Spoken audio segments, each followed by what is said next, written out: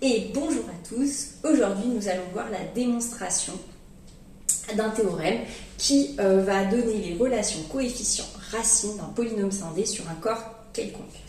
Alors, si on a, donc on va l'énoncer comme suit, si on a un polynôme scindé de degré n qui s'énonce comme suit, donc p est égal à an de xn, an plus an-1 de xn-1 plus jusqu'à a1x plus a0.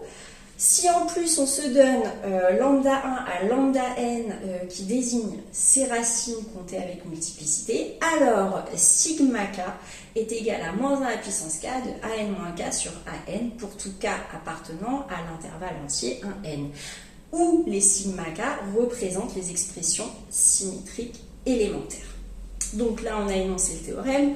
Avant de passer à la démonstration, il est important pour vous, si vous avez, pour bien cerner la démonstration, pour bien la travailler, il faut quand même bien comprendre ce qu'est un polynôme scindé. Donc il faut revoir la notion de polynôme scindé. Donc un polynôme scindé sur un corps, par exemple K, c'est un polynôme non nul de K, de X, que l'on peut factoriser à l'aide de ces racines comptées avec multiplicité.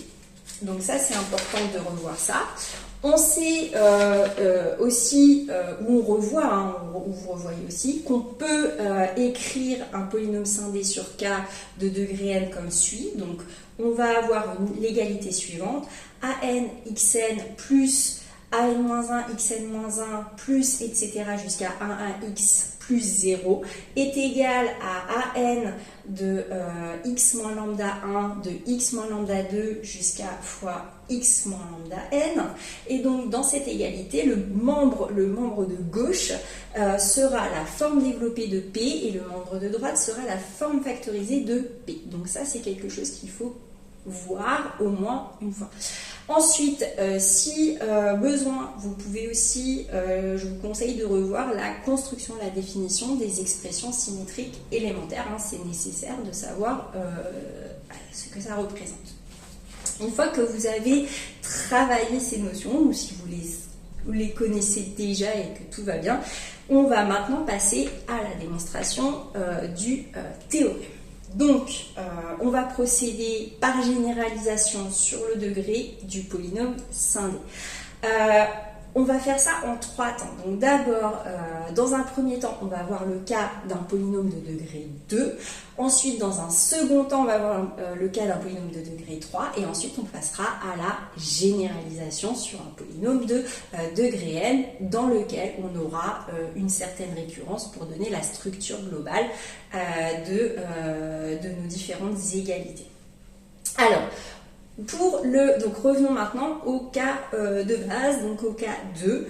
On se donne un polynôme p de x qui est égal à x au carré plus bx plus c avec a différent de 0. Très important cette condition, ne pas la négliger puisque sinon on n'a pas l'existence du polynôme. On suppose de degré 2. On suppose alpha et bêta, deux racines de p. Et on peut donc écrire la forme factorisée de P, donc P de x qui est égal à A, facteur de x moins alpha, facteur de x moins bêta. En développant cette expression et en identifiant les coefficients, on obtient alpha plus bêta qui est égal à moins A sur B et alpha bêta qui est égal à C sur A. Donc on peut procéder, une fois qu'on a ça, on peut procéder à la vérification de cette identification en développant sigma 1 et sigma 2 définis dans le théorème. Donc, une fois qu'on a fait ça, on va pouvoir, donc là on a vu le cas 2, on voit que ça marche, on va regarder maintenant le cas 3.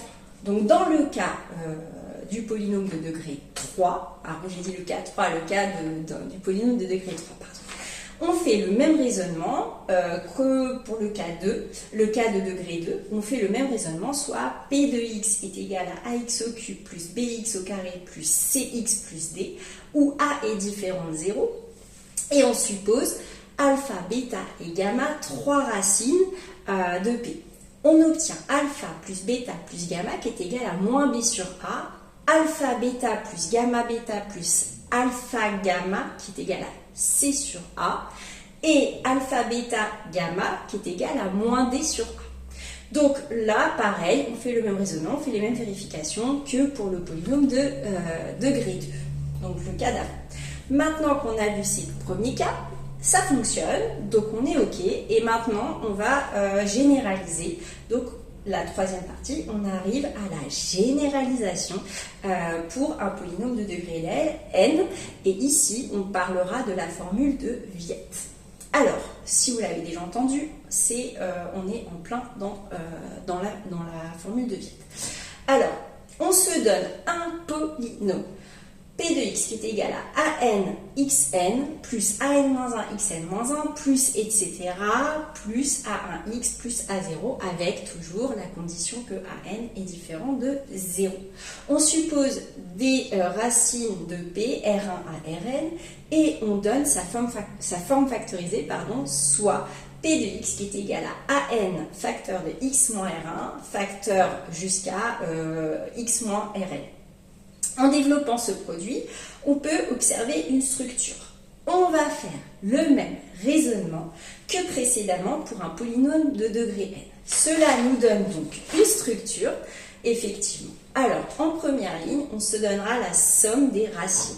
Ça va nous donner R1 plus R2 plus jusqu'à plus Rn, qui est égal à moins an-1 sur an. La somme des racines 2 par 2, donc deuxième ligne, ça va nous donner R1, R2 plus R1, R3 plus etc. R1, Rn plus R2, R3 plus etc. plus R1 plus Rn moins 1 Rn qui est égal à an-2 sur an. Ensuite, on repasse une ligne, on va se donner la somme des racines 3 par 3, donc ça va nous donner R1, R2, R3 plus donc jusqu'à plus R1, R2, Rn, plus R1, R3, R4, plus etc. plus Rn-2, Rn-1, Rn, qui est égal à moins An-3 sur An, etc. Donc maintenant, on peut se donner la somme des racines k par k. Donc ça va faire R1, R2 fois jusqu'à Rk, plus on fait etc. jusqu'à plus R1, R2 jusqu'à Rk-1 Rn plus, R1, R3 jusqu'à Rk plus 1 plus, et on va jusqu'à plus Rn-1 moins k jusqu'à Rn, et tout ça c'est égal à moins 1 à la puissance k de An moins k sur An. Et pour finir, donc on s'est donné une sorte de généralisation sur k de la somme des racines, on a fait une récurrence, et donc on se donne maintenant le produit de toutes les racines, ce sera la dernière ligne, donc c'est R1, R2 et jusqu'à Rn qui est égal à moins 1 à la puissance n de A0 sur An. Une fois qu'on a ça, on a terminé. Cette structure nous permet donc bien de conclure que pour un petit k appartenant à l'ensemble, à l'intervalle entier 1n, sigma k est bien égal à moins 1 à la puissance k de An-k sur An. Et voilà, et donc nous avons terminé la démonstration du théorème d'aujourd'hui basé sur la formule de Viette. Et je vous dis à très bientôt pour une prochaine vidéo. Si vous voulez plus de détails, le détail de mon travail, tapez et donnez en lien, en commentaire. Mettez des petits pouces et si j'ai 100 pouces, eh bien, je vous donnerai mon travail, bien évidemment. Voilà, je vous dis à très bientôt pour une prochaine vidéo.